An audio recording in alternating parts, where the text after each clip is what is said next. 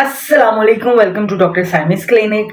अगर आप प्रेग्नेंट हैं और आपके हाथ और पाँव में बहुत ज़्यादा नमनेस है, हाथ और पाँव बहुत सुन्न हो जाते हैं, हाथ और पाँव में बहुत ज़्यादा चूंटियां चलती हैं और आपके हाथ और पाँव में नमनेस बहुत ज़्यादा है, स्पेशली लास्ट ट्राइमेस्टर में, कि आपको उसकी वजह से सोना उठना बैठना मुश्किल हो रहा है। तो आज की वीडियो में हम देखेंगे कि हाथ और पाँव के सुन्न होने की रीजंस क्या हैं, और अगर आपके हाथ और पाँव सुन्न रहते हैं तो कौन से टेस्ट करवाने चाहिए और इसको कैसे मैनेज किया जा सकता है। चलें जी, वीडियो को स्टार्ट करते हैं। आप प्रेग्नेंट हो, स्पेशली आपका अगर लास्ट ट्राइमेस्टर चल रहा है या स्टार्ट का ट्राइमेस्टर चल रहा है और आपको ऐसा फील होता है कि जहां आप बैठे हैं, थोड़ी देर के लिए बैठे हैं, उठे हैं तो आपके हाथ पाँव सुन्न हो गए हैं, उस पर चूंटियां चल रही हैं, आपसे उठा नहीं जा रहा, तो हो सकता है कि आपका एच भी कम हो, आप एनेमिक हो, आपको शदीद खून की कमी हो। शदीद खून की कमी में भी ऐसा ही होता है कि पेशेंट्स के हाथ और पाँव पर चूंटियां चलती हुई, चूंटियां रेंगती भी महसूस होती हैं, पेशेंट के हाथ और पाँव सुन्न हो जाता है, इवन के पेशेंट के पाँव के तलवे जलन फील होती है, हाथों में पेशेंट को जलन फील होती है। तो अगर आप अपना एचबी चेक करवाइए, और अगर आपका एचबी कम है तो आपको एचबी की वजह से बेचैनी भी रहेगी, घबराहट भी रहेगी, शॉर्टनेस ऑफ ब्रीथ भी रहेगी और नींद भी डिस्टर्ब होगी। और जैसे ही आपका एचबी पूरा होगा तो आपको ये अलामात चली जाएंगी। नेक्स्ट इसका रीजन हो सकता है प्रेगनेंसी के अंदर कि हो सकता है कि आपको गेस्टेशनल डायबिटीज हो गई हो, या पहले से ही डायबिटीज की पेशेंट है तो आपका जो डायबिटीज है, आपका शुगर लेवल ऊपर नीचे हो रहा है, जिसकी वजह से आपके हाथ पांव सुन्न हो सकते हैं। तो आपको अपने गायनेकोलॉजिस्ट के पास जाके अपने डायबिटीज को प्रॉपरली चेक करवाना चाहिए। हो सकता है कि आपको किडनी का कोई मसला हो, आपके किडनीज जो है वो प्रॉपर काम ना कर रहे हो और इस वजह से आपके हाथ और पांव सुन्न हो रहे हैं।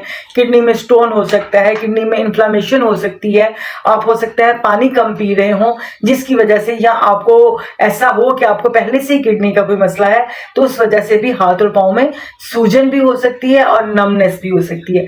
नेक्स्ट है आपका थायराइड लेवल। अगर आपका थायराइड कम है स्पेशली, तो पेशेंट को बहुत ज्यादा वीकनेस फील होती है, हाथ पांव बहुत ही ज्यादा सुन्न और बहुत ही ज्यादा चूंटियां रेंगती हुई फील, पांव में बहुत ज्यादा जलन रहती है।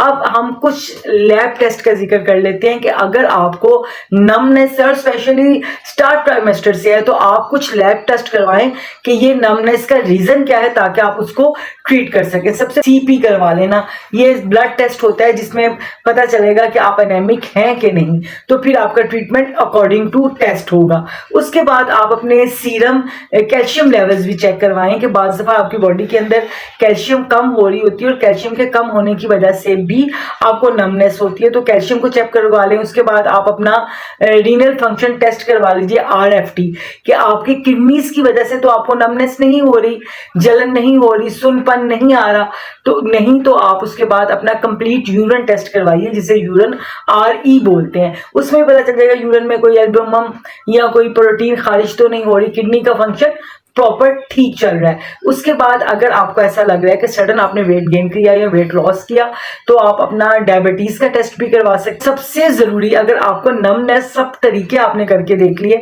अगर आपने सब तरीके करके देख लिए फिर भी बॉडी की नमनेस खत्म नहीं हो रही, तो सबसे जरूरी जो टेस्ट है वो है आपका थायराइड का टेस्ट, T3, T4, TSH। ये टेस्ट करवाइए। अगर इसकी रीडिंग्स में कुछ खराबी आती है तो फिर उस रीडिंग के हिसाब से आपकी मेडिसिन जो है वो स्टार्ट की जा सकती है। डायबिटीज का टेस्ट करवाइए, अगर लेवल बहुत ज्यादा आता है तो आपको इंसुलिन शुरू करवाई जा सकती है। आप नी का टेस्ट करवाएंगे, उसमें कुछ डिस्टर्बेंस आती है तो उस अलामत के हिसाब से आपकी मेडिकेशन स्टार्ट होगी। तो अब देखते हैं कि इसको मैनेज कैसे करेंगे आपके हाथ और पाँव जो सुन्न रहते हैं। सबसे पहले मैं बहुत दफा आपको बता चुकी हूँ, जो प्रेगनेंसी है ये कोई ऐसी बीमारी नहीं है कि आपको कोई हवा हो गया। फिजिकल एक्टिव रहें, चलती फिरती घूमती रहें, अपने घर के काम करती रहें, बस अपने आप को अपने घर की काम करें, बस थकना नहीं है और प्रेशराइज होके काम आपने कोई नहीं करना है। वॉक कीजिए, उससे भी नमनेस कम होगी। अगर आपका एज भी कम है तो पहले कोशिश कीजिए कि बैलेंस डाइट खाएं।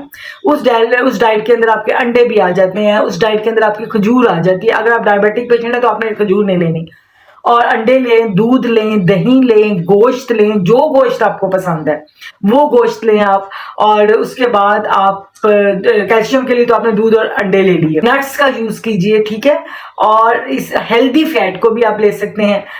تو اپنی ڈائٹ کو اچھا کیجئے، اپنی ڈائبٹیز کو کنٹرول رکھیے، اپنا بلڈ پریشر کو ٹھیک رکھیے، تو آپ کے جو ٹانگوں اور ہاتھوں کا سن ہونے کا مسئلہ ہے وہ ٹھیک ہو جائے گا.